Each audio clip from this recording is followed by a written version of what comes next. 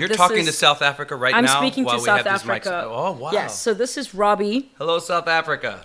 and I'm going to be on his podcast. It's called A Chatter of Fact, not a matter of fact, which is what I think I might have actually called it earlier on. Yeah, a chatter Okay. of fact. Yes, yes. This is crazy because it's like a simulcast going on. I'm freaking, and also everybody keeps bugging me about video. Like, just do the video thing, and I always tell everyone, you know what? I've never filmed one of these. Yes. Because I always feel like, well, what if one day myself and the guests, we just want to be in our boxers or the worst clothes we own? Oh, that would even be funnier. You definitely need to record that. I mean, that's a sitcom in the making right there. Ah, you see that? Yes. I think I need you in my life now. You're very wise. Thank you know you. what? We're rolling too. So Yes. you were listening to A Chatter of Fact. Again, these are, what is on? The screen is on, and they're like, I feel like is that a soap opera? Yes, it looks like it's days There was of forever. There was a newscast going on, and Mm-hmm. I just left the television on because I thought, oh wow, now I look like a newsroom. But now there's like a lady in a towel and a soap opera at the beginning. Anyway, Yeah. easily distracted. You are listening to A Chatter Fact. Again, these are not interviews; they are conversations, and this is exciting because the way we were chatting a bit earlier. Our guest has a simulcast going on. And she's videotaping this, and it's being streamed live to South Africa. Yes. Right now, you have a lot of fans in South Africa. I do. Really? I actually do. Say hello to Shimmy Isaacs, ladies and gentlemen. Hello. Say hello to the podcast people, Shimmy. Hello, podcast people. Yay. Just so you guys know, here's what we're getting into. We have an amazing comedian, also dramatic actress. She's from South Africa. She's tearing it up, it seems, in different parts of the world. She was highly suggested for the show. And then the first 5 minutes, you and I started talking by the coffee, my little coffee bar over there. It just felt like right. I could tell, like, oh, this is going to be good. Oh. She has a lot of interesting things to say. Thank you. Very Thank excited, you. yeah. Thank you so much. So Thank again, you so much. sorry, I cut you off there. So you have a lot of fans back home. I have a lot of fans back home. I actually can no longer accept friends on my Facebook. Oh, okay. So I've had to take people off just to put more people on. So I apologize if some of you are listening to this and you have wondered why you haven't seen any of my posts. It's just simply because I need to make way for business, baby. Moenie aangaan nie, skreeu vir jou ma. That means don't go on Scream for Your Mother. If you're a professional entertainer, that means don't go on screen for your mother. Keep it about yes, your so I promo just and your basically business. spoken a little bit of a knack. Yeah. How did you say that again? Moenie aangaan nie, skreeu vir jou ma. You know, I just realized South African. That's like what is the actual language called? Is it called South African? Or is it No. called, what's the dialect So we called? have 11 official languages. Okay. 11. 11? 11. And I speak only 2 of them. Well, actually only 1 of them because English is not necessarily an official language. It's, yes. So I speak Afrikaans and English. And then you have your African languages. So we don't have a language called South African. Wow. No. This is fascinating. I mean, 11, so it really depends on where you live. Yeah, so it's dependent on which tribe you're from. Uh-huh. Yes, okay. And Which tribe are you from? Oh, I live in the Western Cape. So most brown people in the Western Cape speak Afrikaans. Okay. Yes. Afrikaans. Also known as the language of the oppressor. So we are sort of, you know, we get a lot of side eye from like people in Gauteng, Johannesburg, you know, when they hear brown people speak Afrikaans. So Really? yes. I love the accent. It's such an interesting accent. Thank you. Because it sounds like an odd amalgam, you know? It sounds like almost a hint of it could have like a British influence. Yes, most people actually sometimes do think we were also colonized by the British. So colonized by the British and the Dutch. Okay. So Afrikaans is also seen as... So you guys like tea and then those real hard wooden Yes. shoes. So when we speak about Afrikaans, it is actually derived from the Dutch language. Huh. Yes, so the Dutch came and they forced us to speak their language.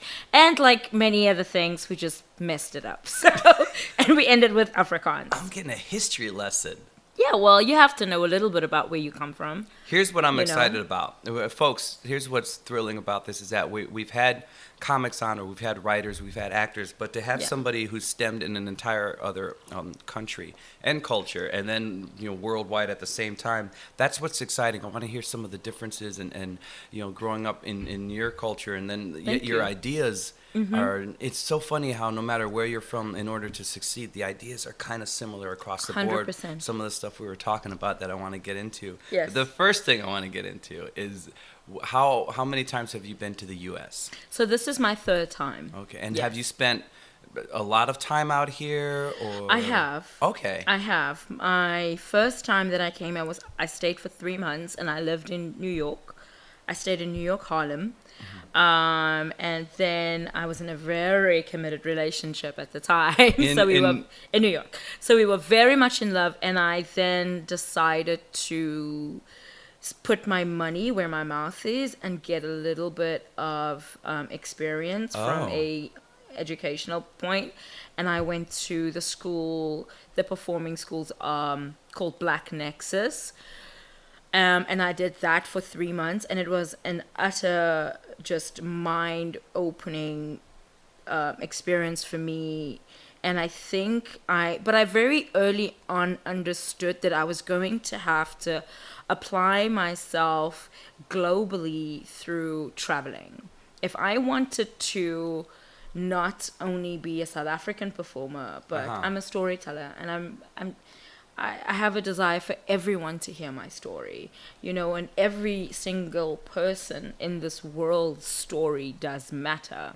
It's the formula that it gets delivered in that sort of either makes it unique or entertaining. And mine comes in the form of writing, stand-up comedy, and of course dramatic performance. What's interesting is that how much American influence is in South Africa? Oh, a lot. Is there? Oh, yes, definitely. So were you speaking English at a very young age? Oh, yes, definitely. Okay. But it's not that I was exposed to English as much. I was exposed to it through television here and there. So interesting, Yes. because I don't know. What else do I know of? There's a Trevor Noah, who obviously has made such an impact in this country now. Yes, yes. But I don't know if there's any similar, like with the area that he's from compared to where you're from. Is it just whole different? It's different. Different spectrum. Yes, Because where yes, did you it say is. you grew up? So I grew up in a little town called Worcester. And when you say little town, It's a town 2 hours outside of Cape Town. So Okay. Cape Town is a huge city. It would be like, for instance, it would be like New York or California. People Okay. like to compare it to California because of the beach and the mountains. So it's But the it's a city city. life. It's a city. It's a okay. big city with various sort of suburbs and things like that. Uh-huh. Whereas Worcester is a town. It's a very small town on the countryside. Nice. Also on the winelands, right? The Winelands? It's on the winelands. So we are known for our good wine. Oh, okay. Yes. All right. Yeah. Oh, so, here I'm offering you Irish cream. I should have had a bottle of wine ready for you. Oh, no, I don't drink. It's fine. We're known for our fine can't- wines, but I don't touch I can't it. drink the profits, I don't- darling. yeah. No. Fair enough. No. This is what we are known for, but I have no idea what it tastes like. Is that your- Exactly. All right. Yes. The reason. Okay, go on. No. So that's the little town that I'm from. And I moved into Cape Town at the age of 17 by myself. Oh wow. Yes. How tricky is that at 17 out there? Is it like Look, I there's- think life is tricky in general. I think Sure. if you have a clear goal and a clear dream and a clear plan of what it is that you want for your life, and Yeah. I definitely want more, and I wanted more, as opposed to, you don't have a lot of options in a small town. The opportunities are very, very rare. But I think I come from such a disciplined upbringing with my mother. Oh my goodness, she's an iron fist. So she really raised her girls, because we 3 girls. Yeah. So she really raised us to have the ability to plan, make things happen for yourself, and to keep God above everything. Not to get all spiritual, but No, to but keep still, yeah, to keep sure. God above everything. And of course, every time I hear that, I'm like, And now in my 30s, I'm like, oh God, I need you. It's funny how that works. It does. It Yeah, does. yeah. And yeah, so I think my priorities were very different as a teenager. My priorities weren't boys, or it wasn't fashion. You know, my Yeah, priorities were education. Yeah, when you Yes. move to the big city at 17, what are your goals at 17? Oh, I just wanted to act and write. Really? That's all I wanted to do. And you went to film school then? Or- No, it took me some time. I had to go through through some hurdles. Okay. I experienced a night on the streets. All right. Yes, I met. A night on the streets. Yeah, because Okay. I had no idea what I was doing. I was Sure. just going. And because I always say the things that drove me away from home were the divorce, the fact that we lost our house. There was a divorce. Yes, Yeah. and then the thing that pulled me towards the city overpowered and was way more intense than the things that were pushing me away. Wow. And so that's what I wanted to go towards, Okay.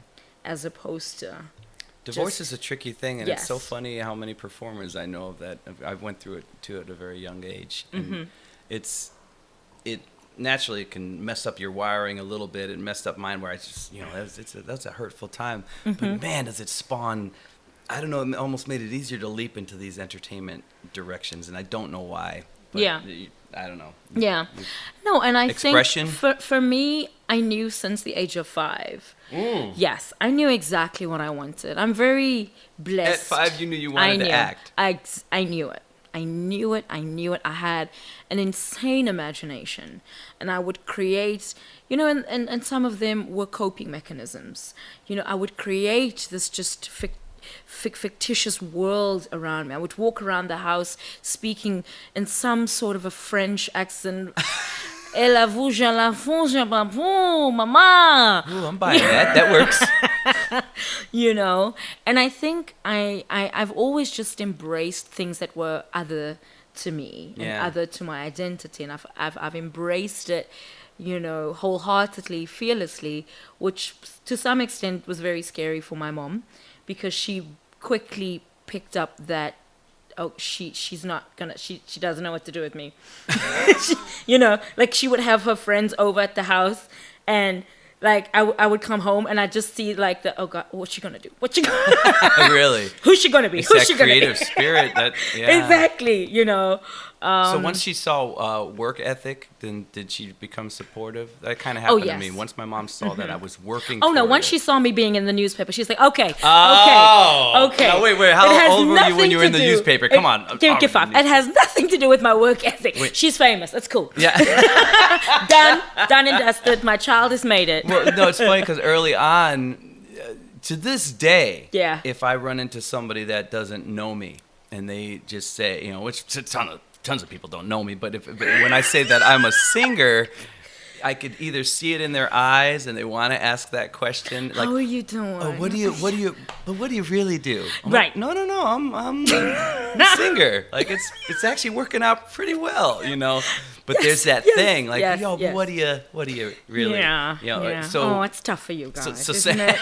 Oh, I have a cousin. yeah. So then there's a thing where they're almost like, well, wondering what. Well, then when you dive into that at the beginning, it gets hard. Not everybody wants to support that. For some reason, my mom supported me once she saw the work I was putting into it. Yes. And I remember her words were, if you were at home all day just sitting on the couch.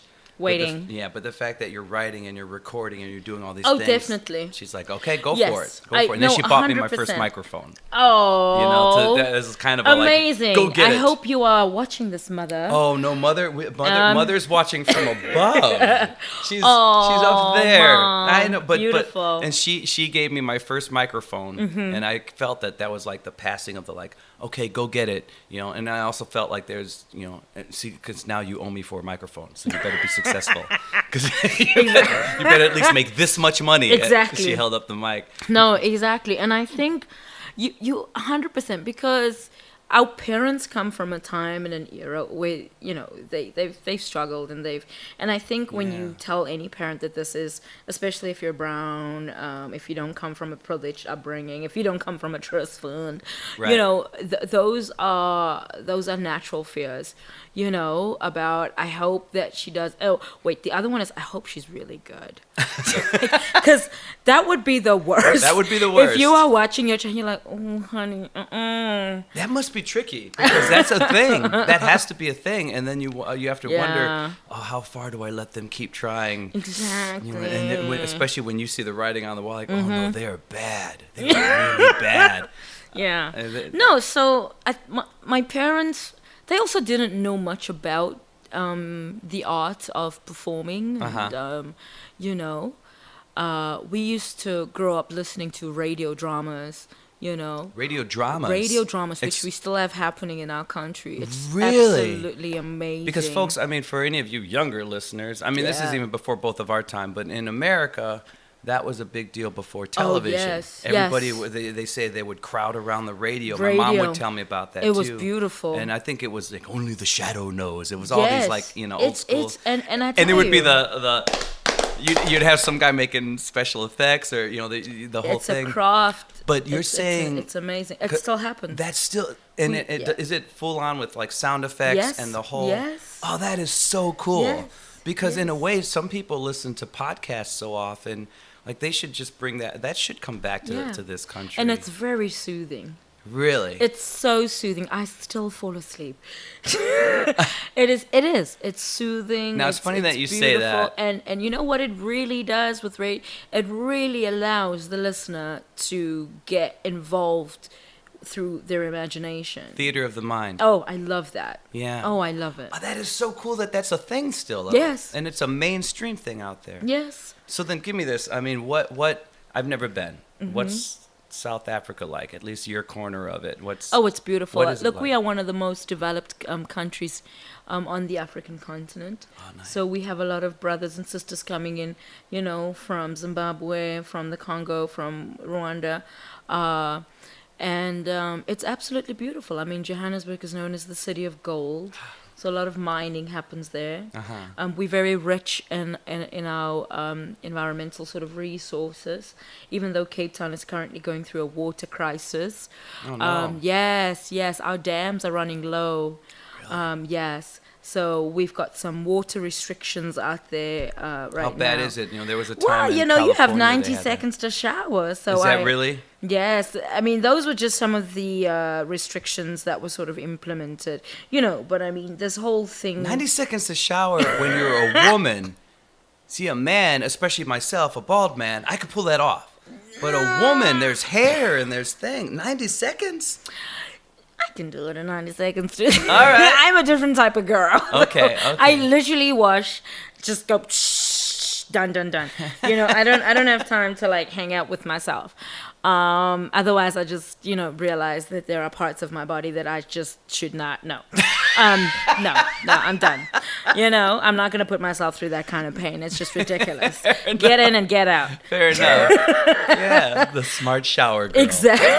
Oh, exactly. Look at you. Okay. Yeah, so how long's the water thing been going on out there? Oh, it's been going on for a while. Yeah. I mean, they predicted day zero to be at a sort of specific time, and that didn't happen, and then day zero sort of moved, which I mean, I've been here for almost a month now, so I don't know what the situation is currently. But yeah, sure. But what I will say is that people have definitely become frustrated by it, because the day zero keeps moving. There was a time in California that was going on, and I remember I didn't remember the 90-second shower thing. Oh, okay. But I remembered, like, you could, if you were going to wash your car, you had to wash it on the lawn. Oh, no, you can't even wash your car. Yeah. No. Man. No, so for those of you at home, just... she's Sorry, darlings. Don't forget, we're on camera, too, for you listeners. She's showing the water bottle to her South African viewers. Hey, guys, right and now. look at this. I'm just going to take a sip and not finish it. Oh, look at that. I'm done. Oh no! Well, good for you. See, I want to give you so much water now while you're here. I know we were Are actually. you just like discussing- running faucets in Chicago? Yes. Like Yes, I am. I am definitely letting it run while I brush my teeth all around and around, darling. Just water.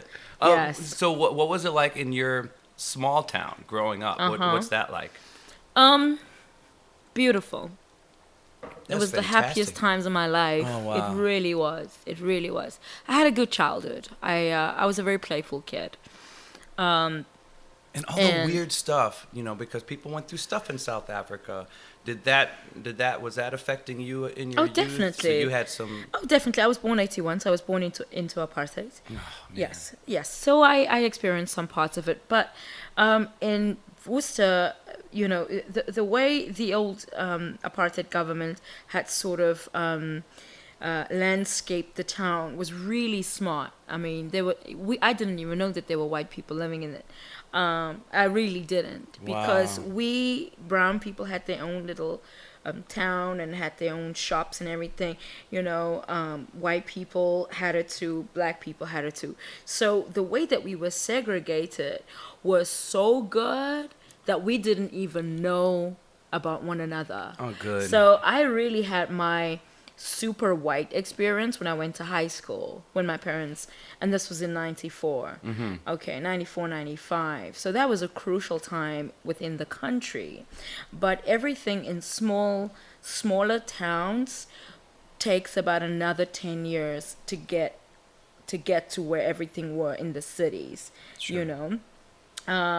There were definitely times, there were protests I definitely remember, and I definitely remember tear gas, burning eyes that I've experienced myself. Whoa. Yeah. So, because there were also uprisings from students during the 80s and sort of, late 80s as well. And were you involved? Were you I protesting? wasn't involved. I was a kid, but I definitely, growing up, parts of it I experienced in the flats, which is the Riverview Flats. Flat, There okay. I experienced some with the students in protest.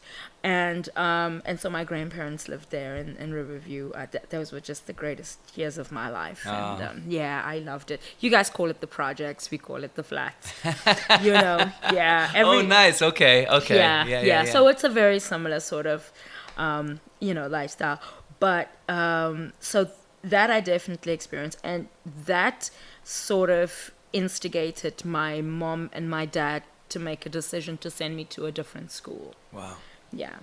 And with no money, we don't come from money, but I never felt like we never had money, because somehow I ate and I was clothed. The parenting thing. Yes, it's key. Yeah. It's absolutely key.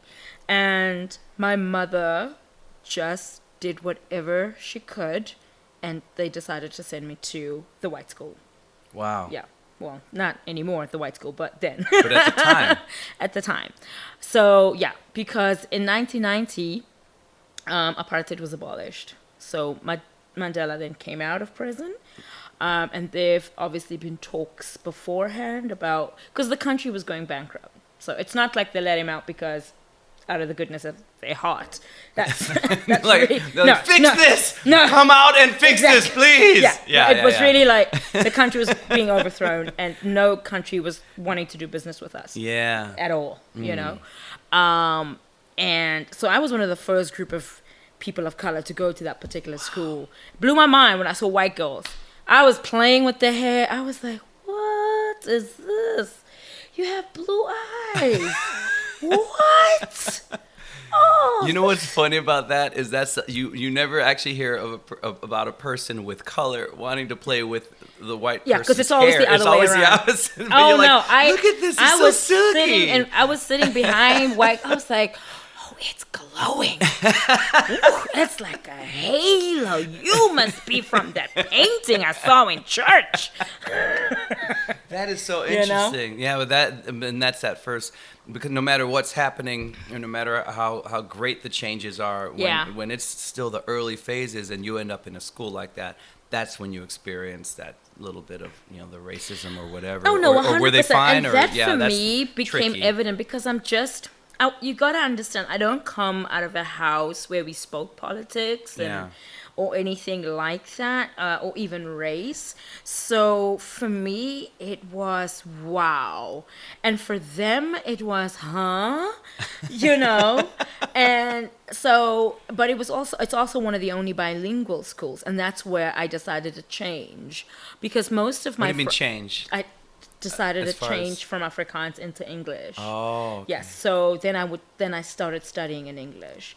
Yes. So and most of my friends were also in the English classes, because there's a big difference between the white Afrikaner and the English Afrikaner. Uh-huh. Yes, huge difference. So the white Afrikaner are your sort of more conservative Okay. kind, and your white English were sort of your more progressive liberal. You know. Yes, yes, yes.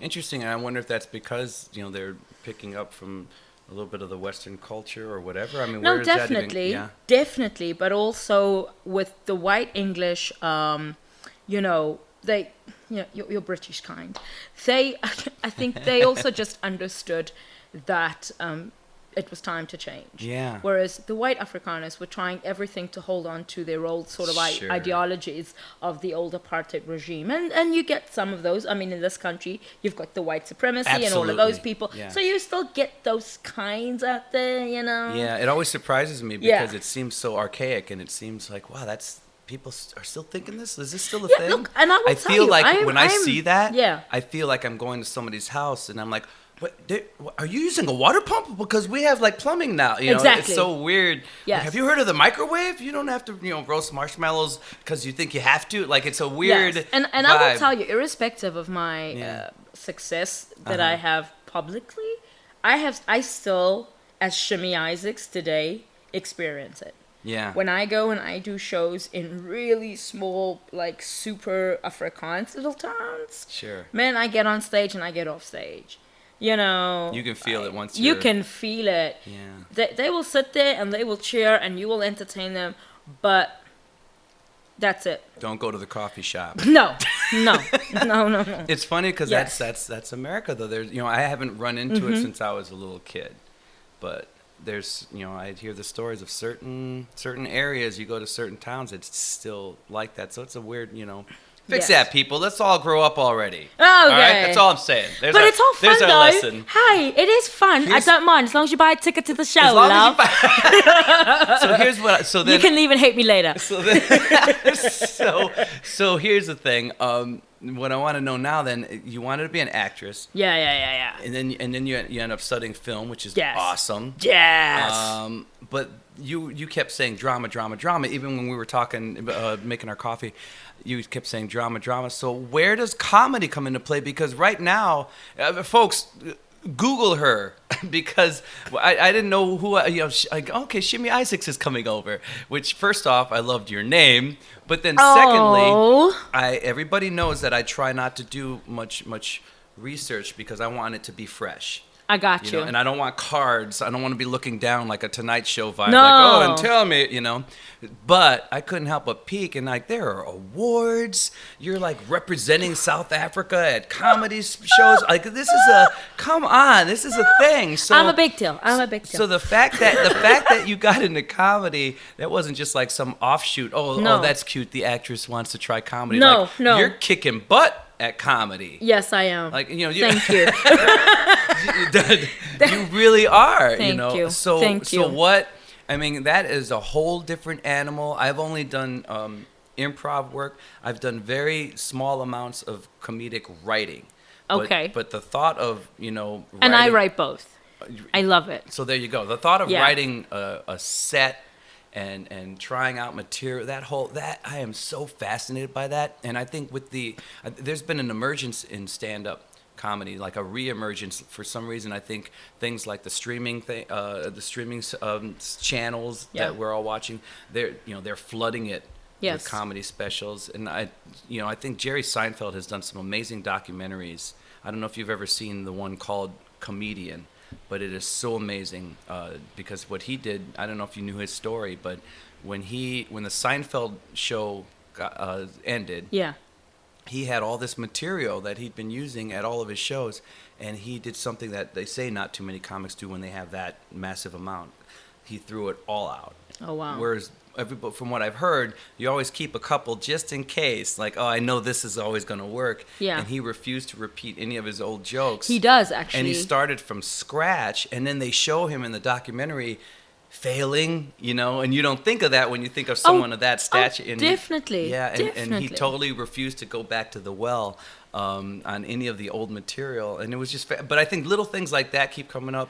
The culture, including myself, we're fascinated by comedians. It's a fascinating culture. It's an amazing group of people and a unique use of talent. Yeah. But anyway, let me backtrack. So when did that call you? What happened? Well, I was at a casting as an actress. Okay. And I had just made the decision to become a freelance artist because I was lecturing and teaching film as well. And I was about 26 going on 27. And I was sitting and I looked at my number because everybody gets a number when you come in and you sign in, and then they say put your name down and then take your number. Okay. Yes. So I took my number and I was sitting, you know, somewhere in the room, in the waiting area. And there were so many women, girls, beautiful, tall models. And I looked down and I was number 371. It was a 3 and a 7 and I think a 1. And then I looked at the room and I just said to myself, I'm too good. I'm too good to be sitting here. And I'm too smart to let somebody else decide my fate. Wow. Because that's what happens in auditions. I'm not saying that, you know, I still audition. It's a part of the process. But I understood that if I did not write and if I did not perform, that I was going to be miserable. I was going to be miserable because I'm too good and I'm too fired up to just keep going to castings and, okay, maybe not, maybe, yeah. I get what you're saying too. You're not necessarily downing No. people who go through that process, but for your personal success. And for my personal emotional survival. That was not the journey you needed to be on to win. That was not the journey that I needed to be on to win and to be heard. Yeah, yeah. I had something to say. Yeah. I think if you have something to say as a creator, write. You have to put it onto paper. Okay? You have to do that for yourself. Doesn't matter how stupid it sounds at the time or how stupid it might look. Just do it. And I started writing, you know, and... But now, when you say you started writing, was that screenplay work or comedic? No. I was just going to do a one-woman play, a theater piece. I was just going to do a play for myself. Autobiographical? I wasn't even thinking. I was just going to do it. Like, I was just like... And then a friend of mine, the belated Rustum August, who passed on a couple of years ago and started stand-up comedy in Cape Town, comes to me and says, hey, don't you do that acting thing? I was like, yeah. You know, I've just, you know. And he goes, listen, I'm trying this stand-up thing. You know, you've heard? I'm like, oh, what is that? He goes, you know, you just maybe do a couple of jokes, but you'll do it then. And I was like, oh, okay, whatever, you know. And I thought, okay, let me write a few things down. And I spoke to another woman, and she gave me her input. And I was like, no, you know, you just know when you're like, no, I think I know a little more than you. Wait. And then I was like, okay, let me jot this down. And then he was like, okay, cool. So we got this venue in Long Street. You want to do 5 minutes or 7? I was like, cool, whatever. I went on. I was the only girl. I went on, and the crowd erupted. This is your first time ever? This is my first time ever.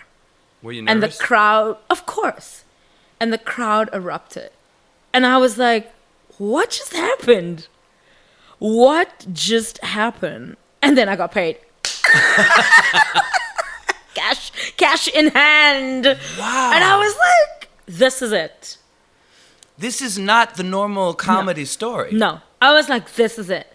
I think this is going to be the thing that I perhaps need to mold a little bit about myself. Sure.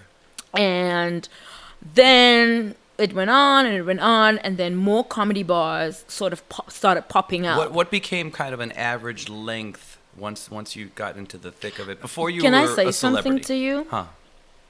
Please don't judge me. I've never been an open mic. Like, when I started comedy... Every comedian right now is either really tuning in now or they're Right. just turning off. Like, I hate her! Yes. You know? No. That's But what amazing. I'm trying to... I'm not saying that I haven't gone on to do it. Sure, but sure. I was very lucky to start on my first night and get paid I can't believe... a good amount of money. Yeah, but Yes. that's amazing because without a name Yes. in comedy... Yes. They gave you that gig. Yes. But then the fact that you succeeded, Yes. they happily paid you.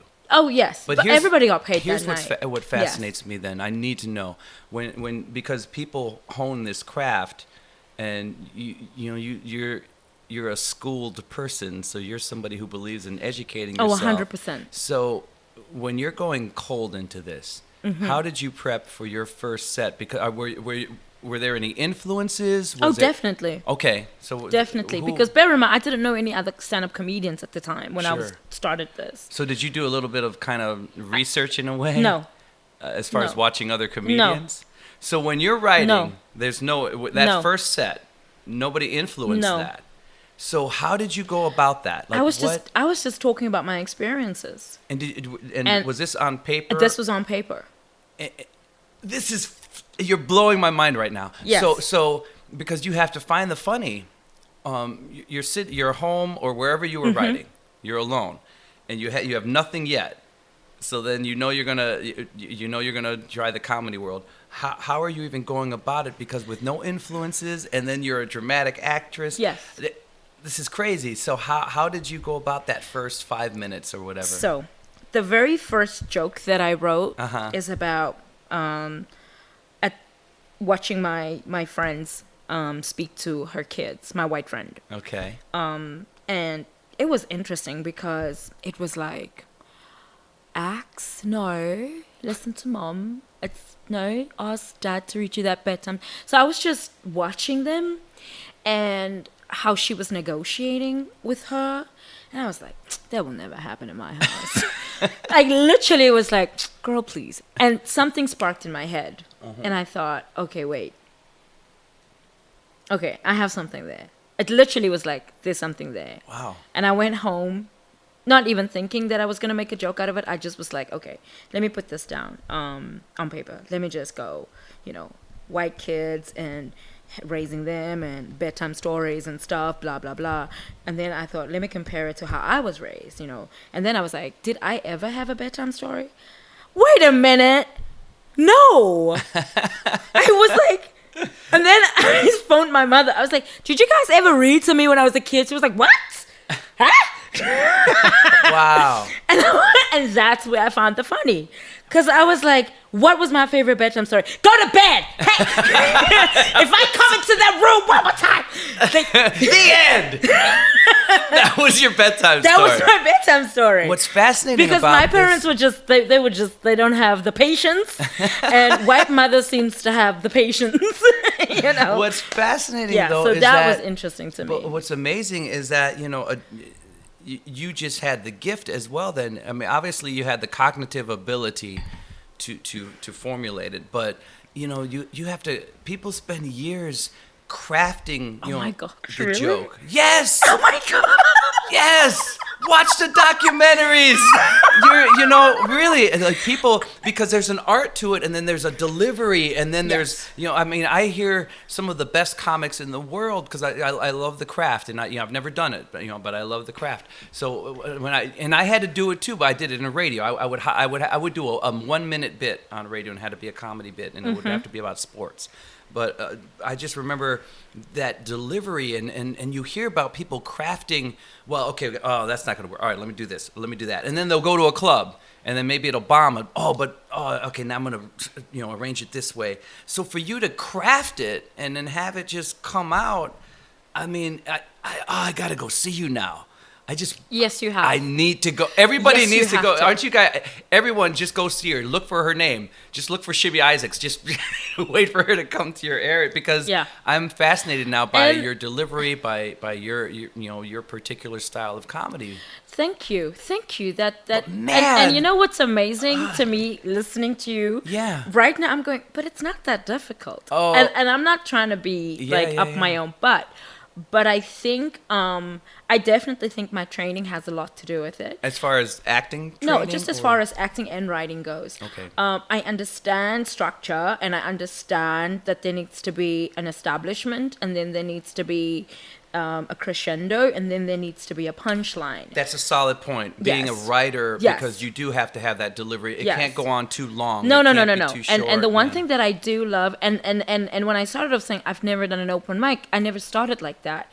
I just was straight into 7-10 minutes, and then from there it went to 15. My God. Whereas now I'm in a really fortunate position to want to do 5 minutes. Because what it teaches me as a writer and what it teaches me as a performer is get to the point. Because I think sometimes comedians, we try to explain things for too long and too much. I do that Like, in life. we underestimate the intelligence of our audience or our listeners. They will catch on. Like, let them, no, they get it. They understand it. I mean, last night I was performing at House of Blues, right? And I spoke about, I was at this club and I was getting down and there was this girl on the dance floor. Now, bear in mind, if you're South African or even African, you look at America as the alpha and omega. You guys know everything. So imagine my surprise when this girl on the dance floor says, "Girl, you from Africa? So you need a passport?" Yes, you do. But in your case, I'm sure you can just take the blue line. Like, what? Oh, So yeah. that for me is funny, but I don't think too much about how funny is it. If it's funny, it's funny. Wow. Don't think about how funny is it. It either is or it isn't. You're trimming a lot of fat from the process that way. Exactly. But the thing is also, I think I don't think too much. I mean, even when I planned this trip, I wasn't overthinking it. And it takes work. It takes a lot of self-reflection and it takes a lot of, going to the gym and doing the yoga stuff and trying to get them almond milk. Oh, God. Do you I can't go full on almond milk though. I'm a regular milk kind of No, guy. dude, let me tell you. I only was like, from last night, I was like, I'm feeling so bloated.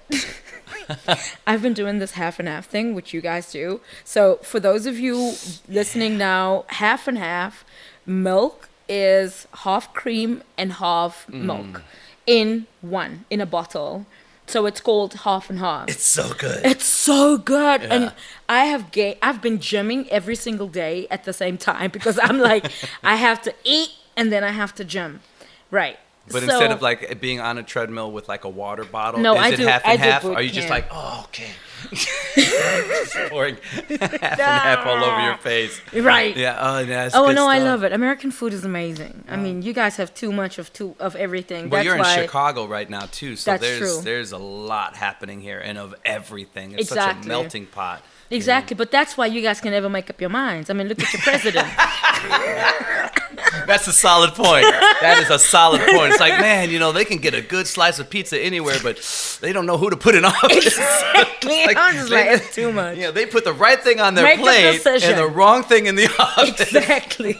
Ah, damn it. Oh, like, man. You guys voted wrong. Full bellies, but unhappy heads. Exactly, Wow, exactly. Oh, now you're just making me sad. Now I want to get pizza and just start stuffing my No, face. no. Well, so what's food? What is like the cuisine in South Africa? Like where you're at? Oh my goodness, we have the best foods in the whole wide world. what- I have what to is- say, fresh produce.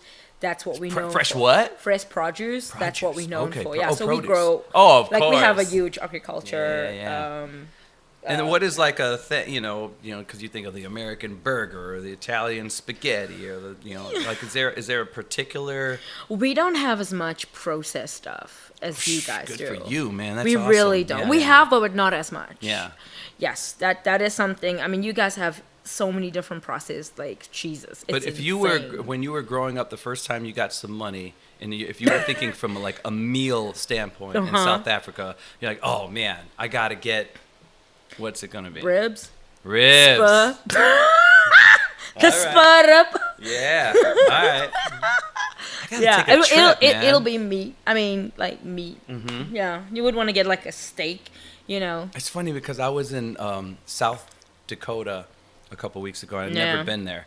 And there's beautiful waterfalls there. And Sioux Okay. Falls, it was called. It's so lovely. It's really great. Yeah. But that's meat country, I guess, you know. And I had a great steak. I'm sorry I can't remember the name of the place. But not only, it's so funny how some places feel the need to show you, like I know I'm eating a cow. I know I am.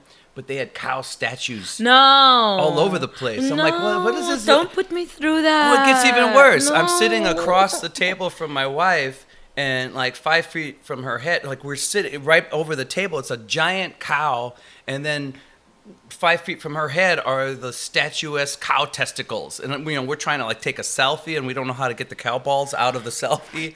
Even like the waiter's trying And to like cut it out. Did you not feel like you were like It a was- part of killing this thing? Well, that, I mean, I don't know why that doesn't. I'm like, I like meat too much. I also love meat. I'm just like I food love chain. meat. I love meat. And last night after my show, I went and I asked the girl, okay, so between these flatbreads is the chicken or the bacon? And she goes, I'm vegetarian.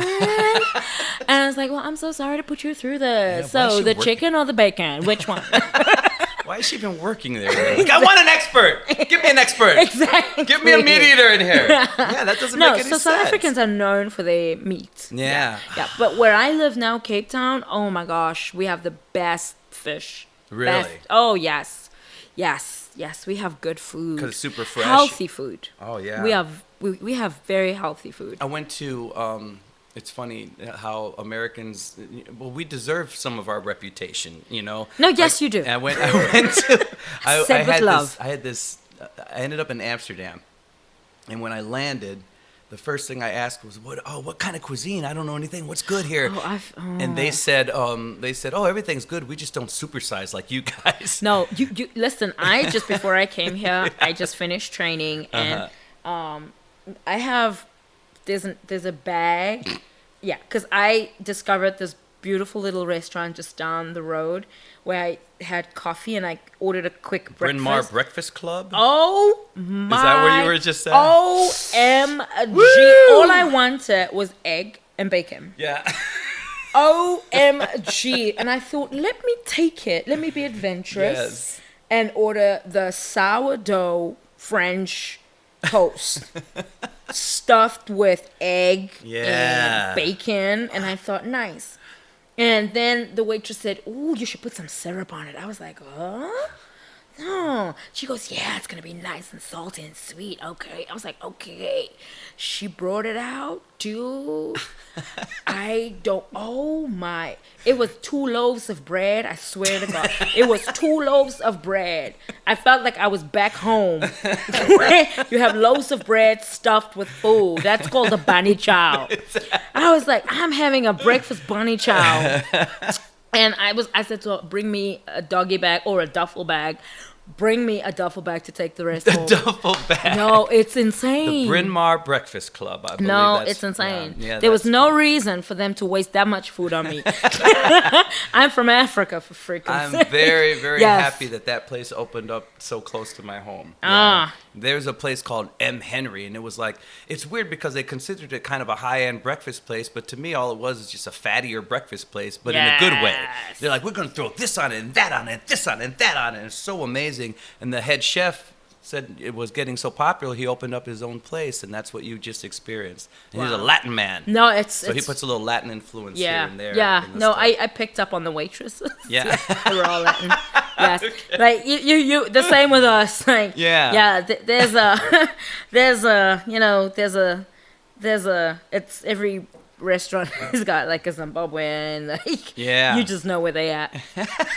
So okay, so you get you I can't even say you honed the craft. You were kind of a natural at this. Yes. But not like in that lucky way. You know, you were smart. Yes. You knew how to how to Yes, find because the I funny knew that my quickly. talent wasn't going to be enough. Yeah, that's Yes. amazing. So Yes. once you get through that first night and you're on stage and that first 5 minutes does so well, Yes. what is your next plan after that? So you saw success, you saw money in your hand. Okay, this is gonna blow I your kind mind. of hate you a little bit because my first singing gig, I got like food tickets. I'm sorry. You're like, here's No, money. okay. Just throwing money at So you. let me tell you, this is gonna blow your mind even Okay. more. So then when other clubs started popping up, they got wind of me, and they started booking me straight away. I literally went from So hold on. How many little clubs did you do before? so a reputation bear is in happening. bear in mind, there was only one at the time. Okay. Which was Zula Bar, All Long right. Street. Now there's a little bit more, but there was literally just this one, which my friend Rustam started. Okay. And then eventually, like 6 months into it, he kind of would go around and try to open other venues, or basically just partner up with established venues already and just get a space for us to perform. Then other clubs started popping up because there were comedians, but you just didn't know of them. They were very little, you know, Did like you become a big fish in a small pond right away? pretty much. Wow. But some other guys too. Sure. You know, and Trevor was one of them. No kidding. Like he was just smart. He's just a smart guy. And the way he applies himself business wise is really what inspires me to do what I do. And Trevor Noah from The Daily Show, folks. That's Yes. who we're talking Yes. So what people don't know is Trevor's an incredible businessman. about. Really? He's an incredible businessman. Like, yeah, he makes all his final decisions. Yes, he has people representing him, but you know, he steers the trajectory for where his business is gonna go. You know what I mean? Wow. And I think that is what's lacking in in South African art at the moment. So you have live performers and great writers who don't know how to market themselves. I think that's across the board, unfortunately. Hundreds. I think people all around the world, when they get into the arts, they're so focused on being artists Yes. that then they realize you have to become a business person. Oh yes, And and that's you the gotta tricky also part. know what to say no to. Yeah, that's huge. That's huge. For Yeah. me, that is huge. Because when I was going in, so I went back to AFTA to try and finish my master's degree. And my advisor at the time said to me, because he was like, I was busy. I was doing TV. I was doing films. I was doing stage. I was just everywhere. And then he said to me, the other thing I want to say to you is it's important to know what to say no to. Because your brand is going to blow up. Yeah. You know, and I am at that point where there are just some things that just doesn't align with my brand or with my voice Great. that I have to say, unfortunately, I can't take on that project. Yeah, I hear. You know. I've heard interviews with Eddie Murphy of all people. Who, you know, I just consider such an amazing talent. But he'd mentioned early on there were one or two films that he just took for the money, and he regretted it because it affected his draw after that for a little bit at that time. Yeah. I wish I could remember some bad movie involving a tank that he references. But he's like, yeah, I took it. You know, he's like, it seemed like a bad script, and he took the money. And grab. I've definitely Yeah. done that too. Yeah. I definitely have done that too. And I've also walked away from lots of money. Yeah. Or lots of money have walked away from me. But that's just the nature of the beast because we're in a well that kind of keeps going around. Well, and we have around to and pay around. our bills, you know, Exactly, but it becomes exactly. a delicate dance. And I think we get to a very fortunate if we're able to hold on to who we are and our brand, Yeah. and still survive, even if sometimes it means leaning out a little bit. Yeah. It's helped so much because I was saying yes to everything when I was younger. Of course. And now, you know, I am by no means some kind of like big celebrity, but I have enough of a career to where now I could be a little pickier Yes. for what I say yes to. Yeah, And but it's that also because you changes create everything. your own work for yourself. Yeah. I think that for me is what gives me the confidence and what gives me the backbone to say no. To any young artist listening out there, save your money. Save your money. Don't spend it frivolously. And why do I say that? So that you can afford to say no. I love you so much. You are so smart. You have Yes. to afford, because no isn't just no. You gotta say no when you got money. Yes. Yeah. Yes. Save your money. Yeah. I don't have debt. It took me a minute to figure that out because I don't have debt. I didn't come from money. Yes. Either. So I relate to you so much because we were pretty poor, but my mother had this way of not making it seem like we were. That whole thing is so parenting. Same here. Yeah. Same here. But first time you start getting money when you don't have it, Of I was like, course. oh, it's in here. Well, I'm putting it over there, and I'm buying this, and I had the credit card thing course. going. Yeah, it took a minute. First pair of real yeah. Adidas. And the first time I started doing stuff for fun, because there's a random band project that I just enjoy doing, and I do it for me. I don't care if I lose money on it. I want to do this one show once a year or something. Yeah. And the first time I realized, like, oh, I should have some money stashed for this. And then the first time I encountered like a slow 2 months, which I hadn't had in a while. And then I had a slow 2 months like 2 or 3 years ago.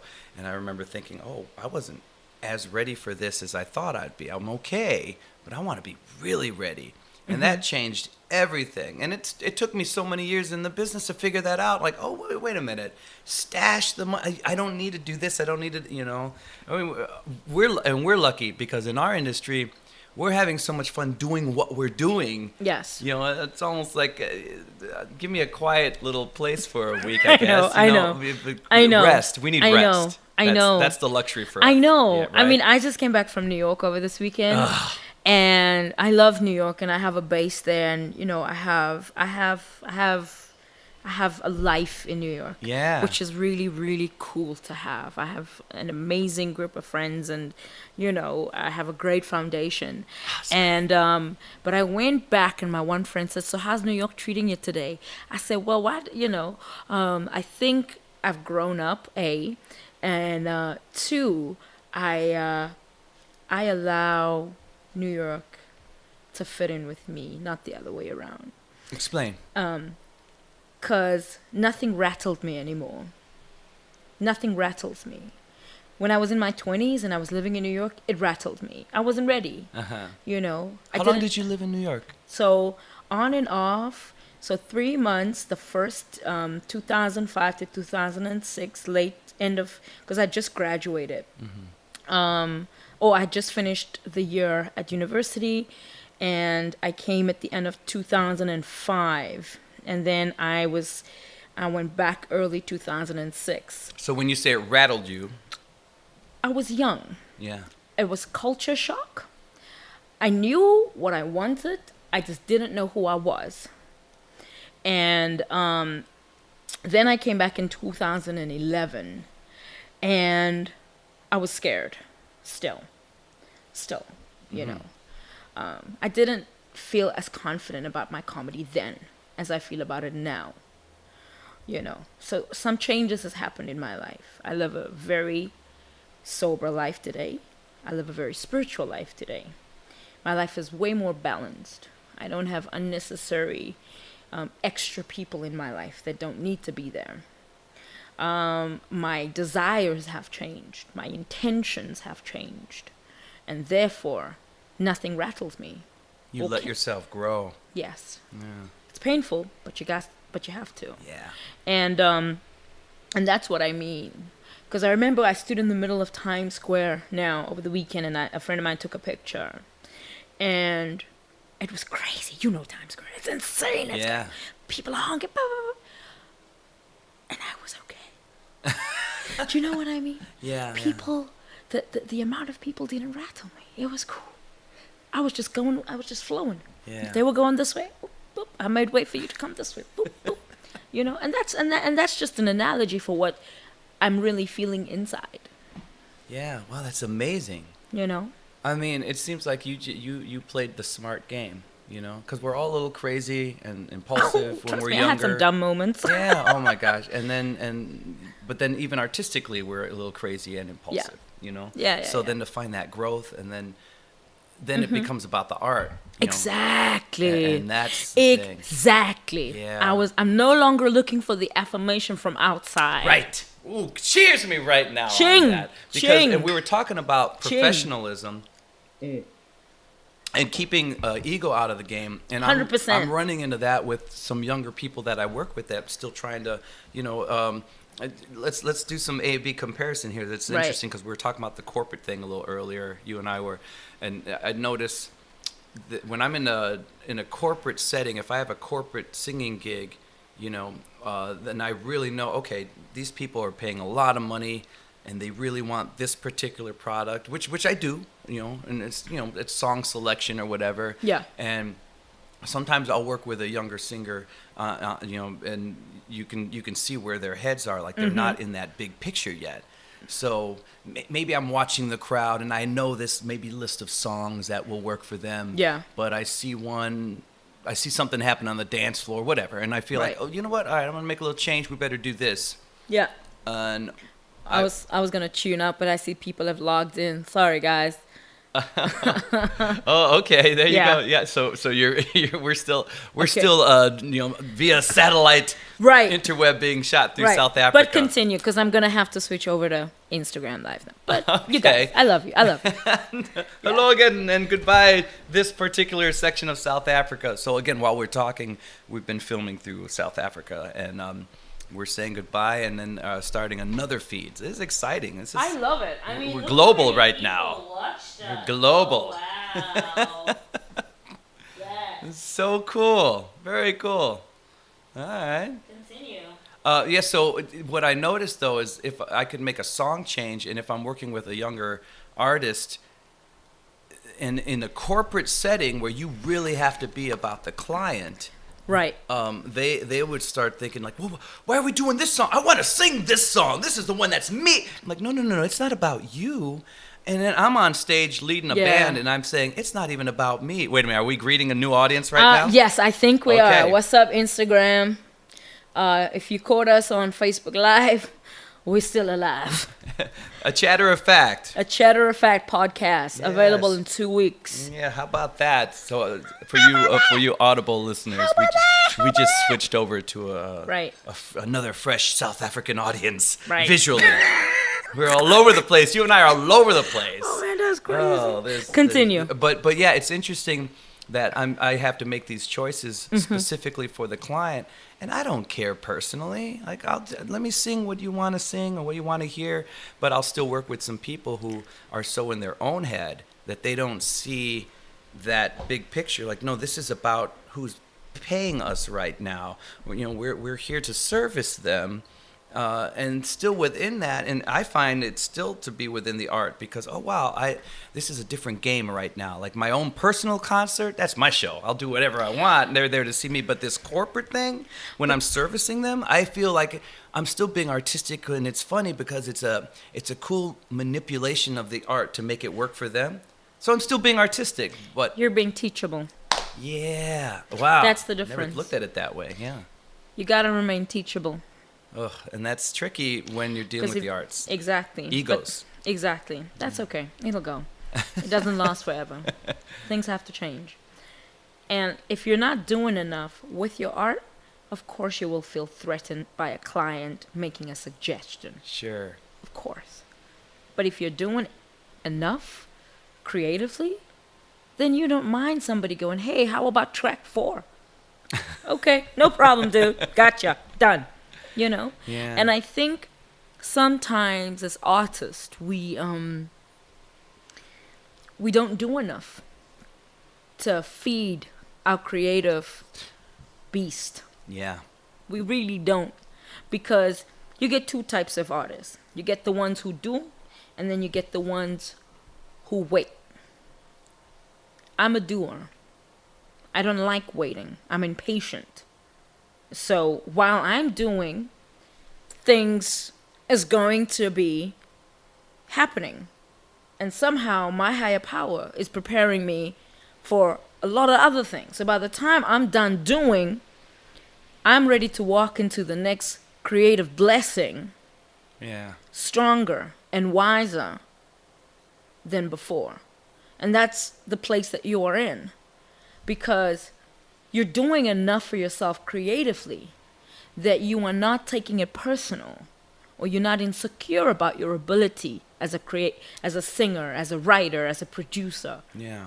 It's only if you're insecure about what you have done and what you are capable of that will rattle you. Remember, don't get rattled. You can be an artist psychiatrist. Oh, but I am. Okay. Because you have it so dialed in. You know, I feel like I'm pretty good at it, and I try to.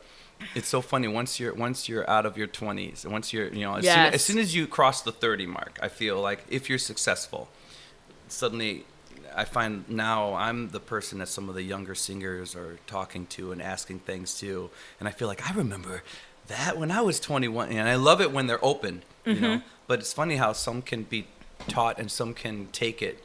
And No, other definitely. Can get And I very love threatened working by with young people because they keep me active. Yes, yes. They keep me. Even relevant. There's Yes. certain, like, oh, is that what we're doing? Yes. All right. No, well, I that guess- is important, Yeah, but we yeah. need each other. Right.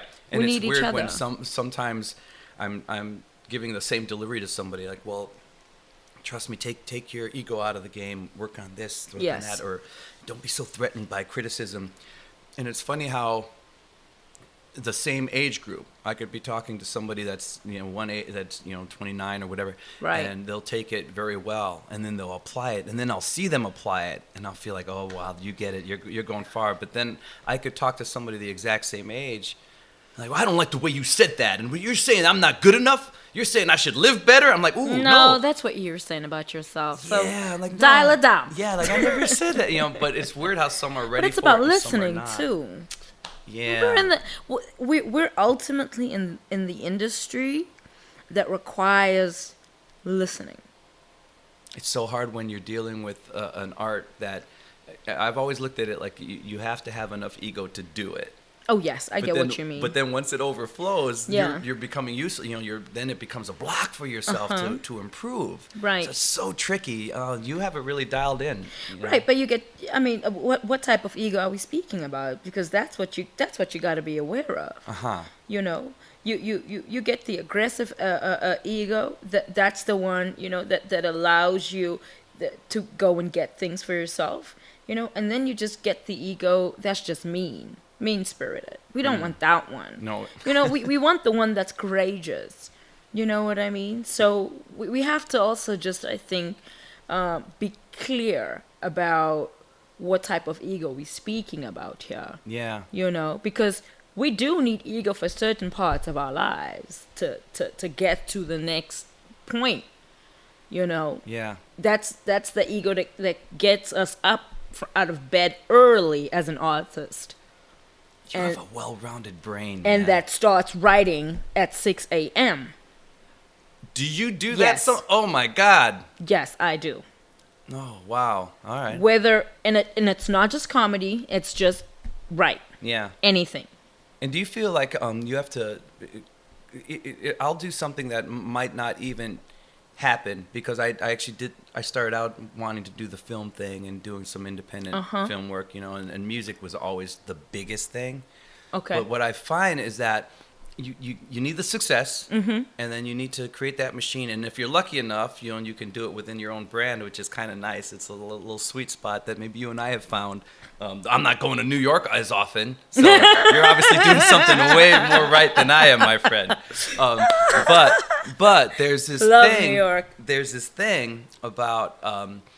There's a certain aspect to making sure you're doing this and paying your bills, but then staying true to yourself. But then sometimes when I get really grumpy is when I'm not expanding my expression, and I don't even care if it's going to happen. okay. I just wrote like 2 very short, short scripts, like 6-minute shorts. That's good. Little like slight action comedy thing. That's good. And it might happen in the wintertime. But even if it doesn't, just the exercise of, I needed that for my soul. I needed to sit down. And to finish it. That's the most important thing, to finish. Yes. Finish it. Yeah, that's something people don't talk about enough. It's not just go out there and try I know a lot of people, Yeah. myself included, Yeah. that has half-written scripts lying all over the house. Right. And I'm very proud to say that I have 2 sitcoms that got picked up by Where? in South Africa by the Afrikaans Network. Wow. And I mean, I'm, they're putting you through different phases, and they're trying to see how obviously how profitable it'd be and how practical it would be to make it, but I got it down. That is amazing. So you're writing sitcoms. Yes, I tell you, I write for TV. I do. And you've had dramatic. I'm a fripple frap. I'm a frappe. I'm a frappe. Because in the midst of the comedy, Yes. you've done some dramatic acting Yes. still. Yes, Now the comedy, Yes. did your success in comedy open those doors? I definitely think so, but for my dramatic performances, like I say, those are the things I'm very lucky about. I get called to be. It's nice. You get called to play a part now. So I go to South Africa. You're a celebrity out there. Pretty much. Come on, that's awesome. No, in the words of Denzel Washington, I studied to be an artist, darling. I have no idea what it means to be a celebrity. But it's nice to be recognized. Yeah. Yes, of course it is.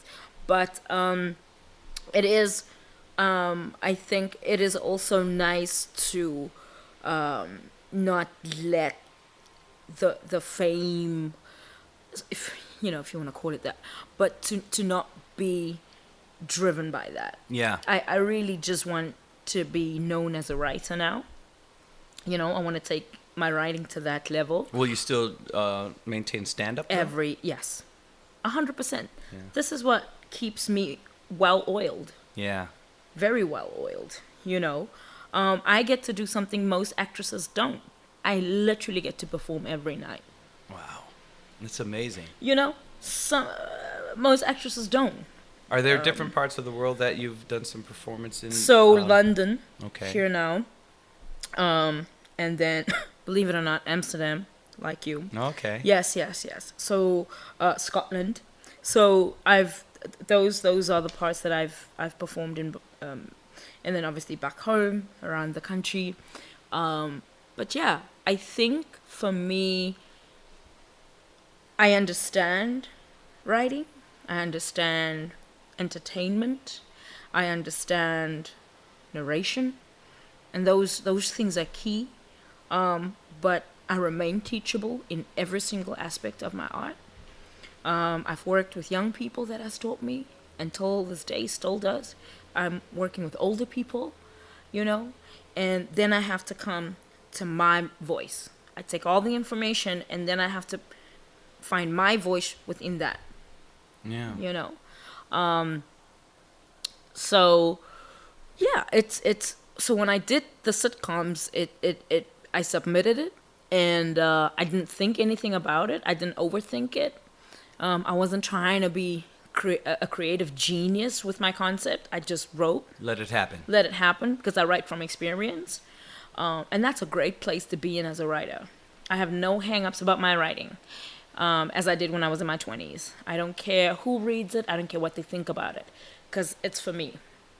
It needs to come out. I'm high-fiving you right now. Come on. Yes. Yeah. And before I knew it, I got a few emails a month later, and I was shocked when they said they like both.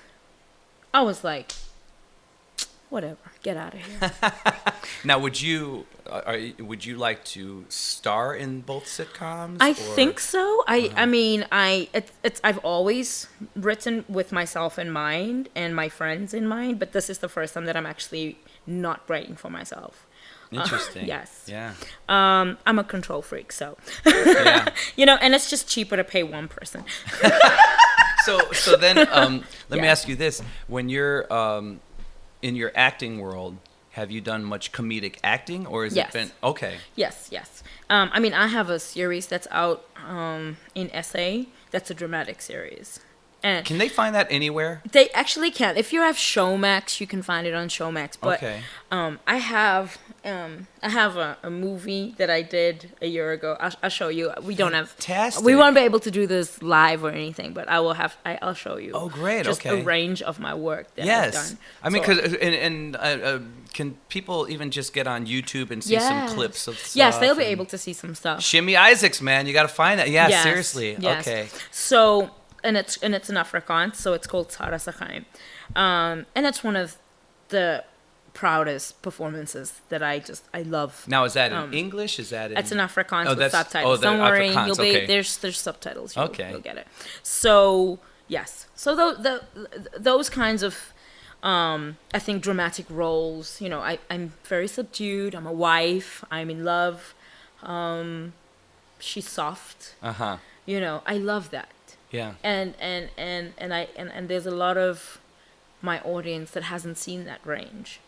I worked with a director actually from New York, so that's how I got the film. We met up, and in the audition, her eyes, she was just like, "And you do comedy?"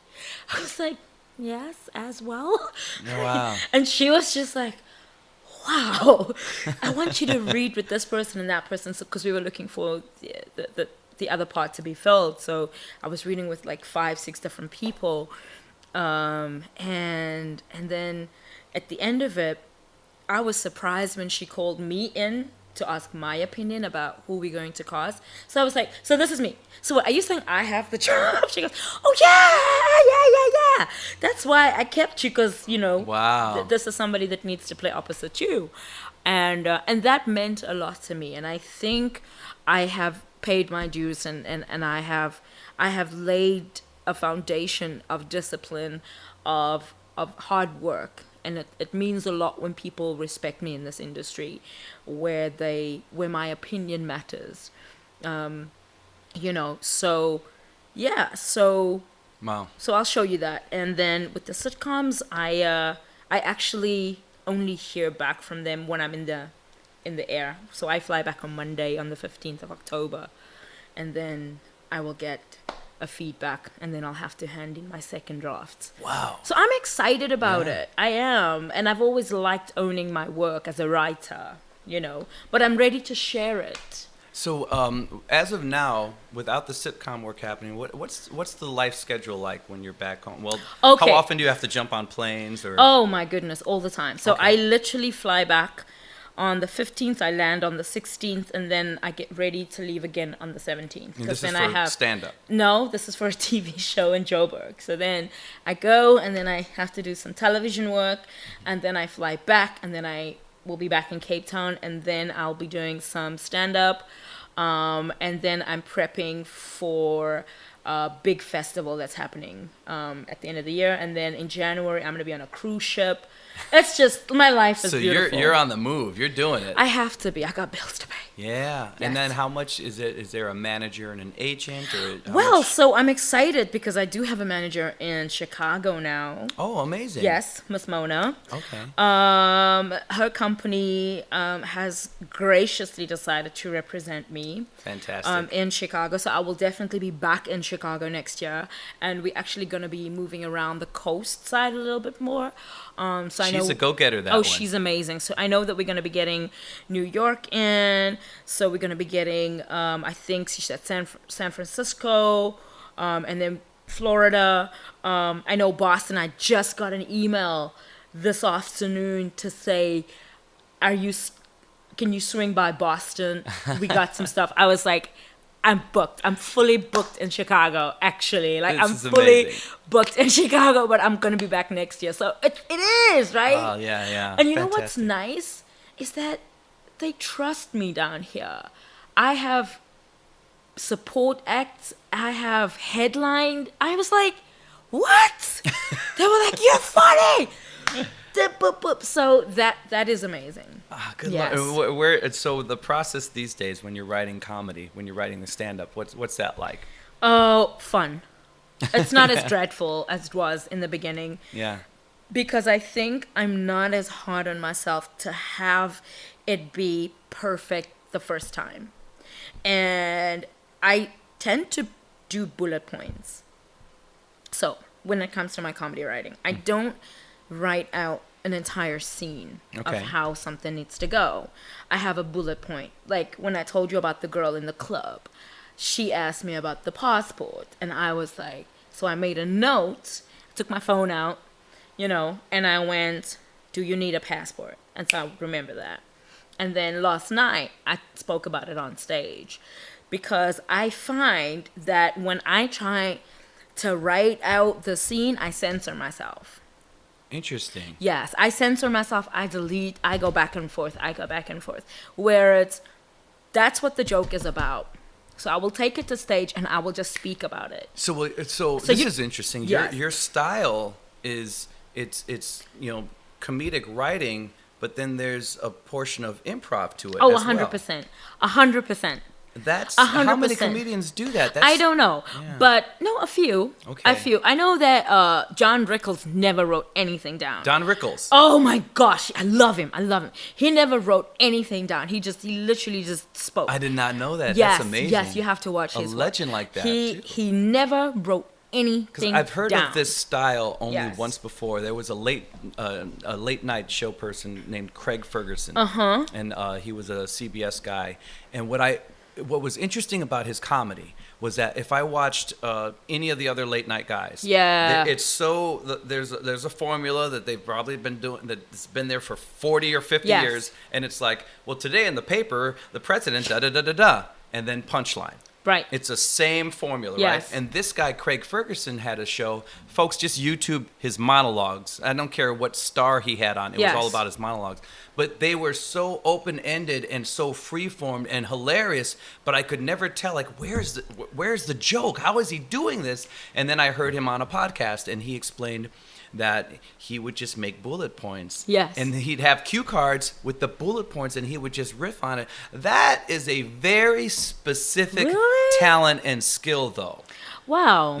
Because you see a lot of the comedians are workshopping their stuff, and it's almost line for line, and then they're trimming and deleting and adding, and you'll see Chappelle. You'll see famous people with notes on the stool when they're workshopping this stuff. Oh, so wow. the bullet point thing is very fascinating to me. Yeah. So I don't have notes, but Mm-hmm. I have my phone. So but what I mean is I would put it on voice memo, Okay.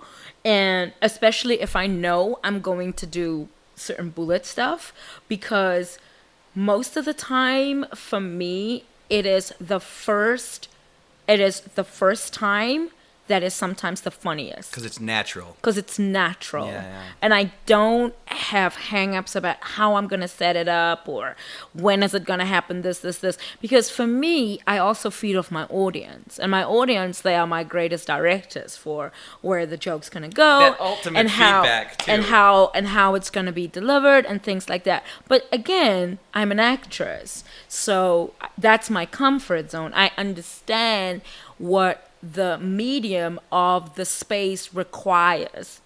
So tell me if I'm wrong here. Yes. My assumption is Ooh, assumptions is a front of a I'm assuming Yes. that this is what makes you such a perfect machine for your style, is because you're a trained actor.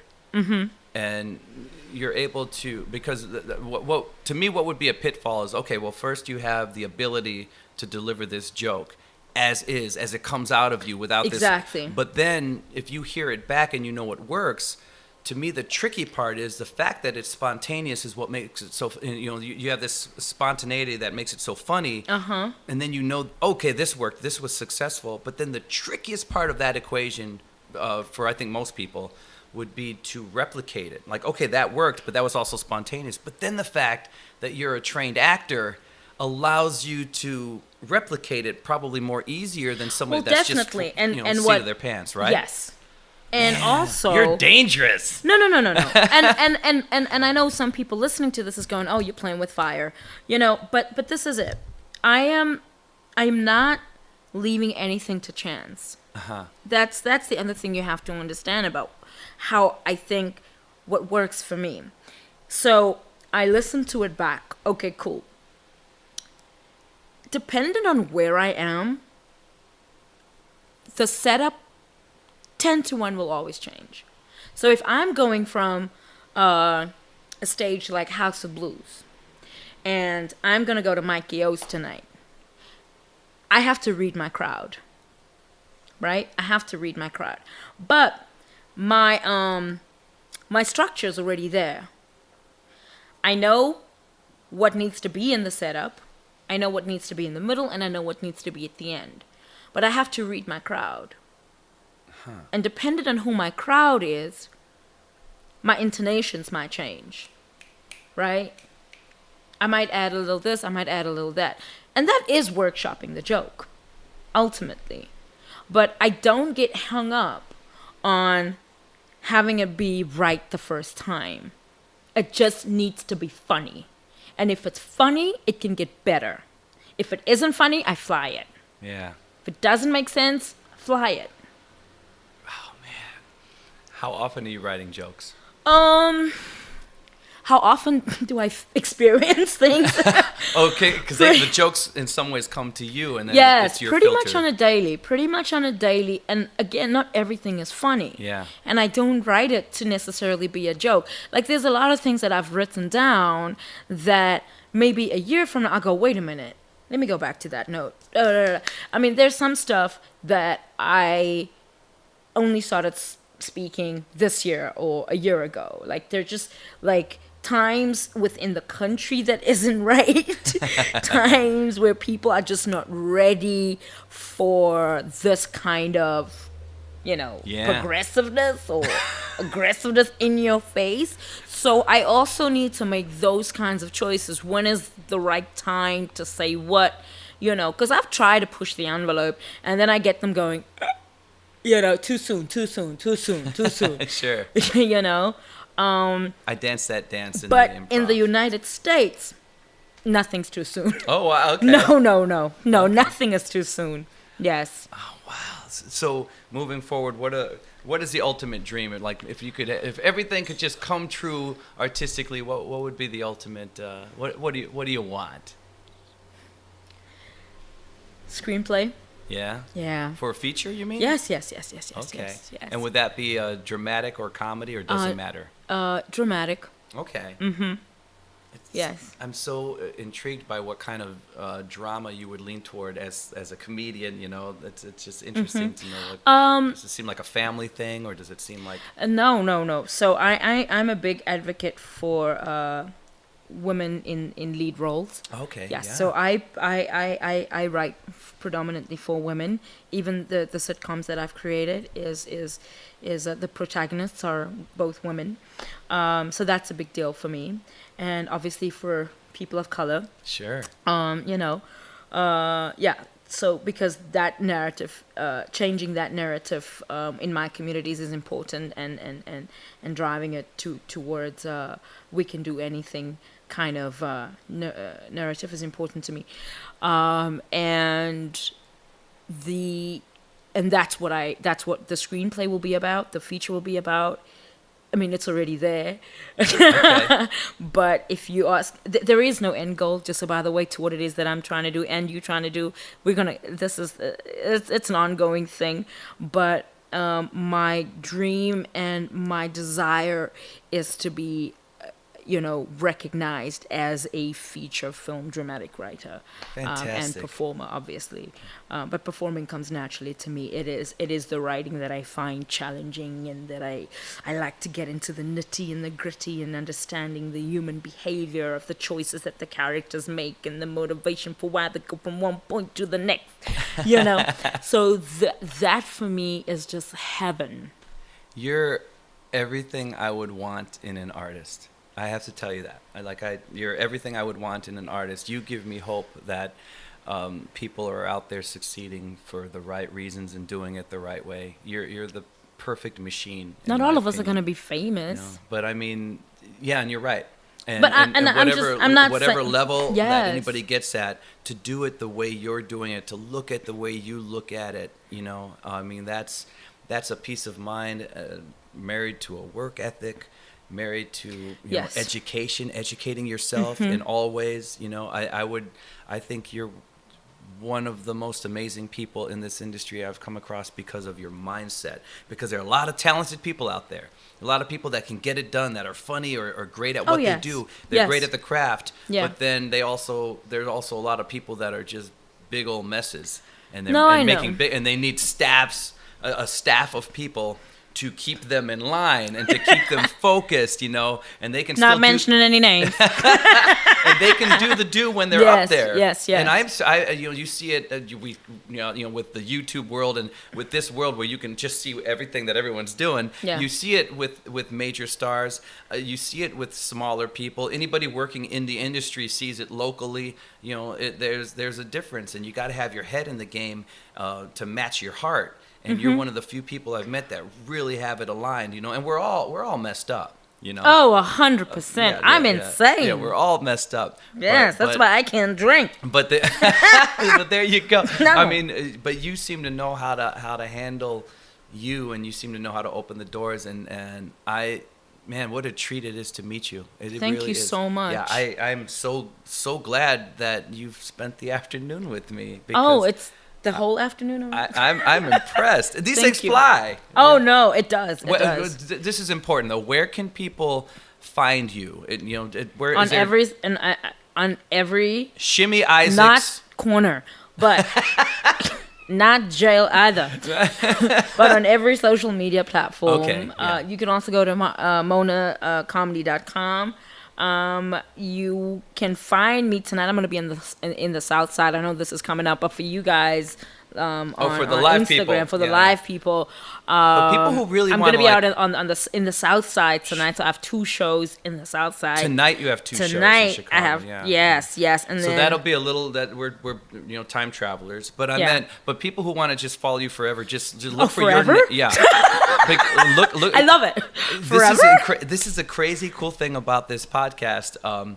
People will listen to this story for years to come. People are still Beautiful. downloading episodes from 4 years ago. Wow. So that's why I'm so glad that we have your story here, because it will go on forever. So any social media platform, put in Shimmy Isaacs. Shimmy Isaacs. Everything is at Shimmy Isaacs. Okay. I don't have underscores. I don't have numbers. Yeah. I'm consistent. Is there a website? Do you have your own website? I actually don't. But- We did have one. But you're everywhere, anywhere. But on I'm social everywhere, media. anywhere. And this is the funny thing. That's why if you want to find me on a website, go to monacomedy.com. Okay. Yes. MONA. Yes, .com. yes. Any information you need, go there. I want to thank you so much for being here. Thank you so much. Yeah, I hope you had fun. And I love Chicago. I like the food. yeah.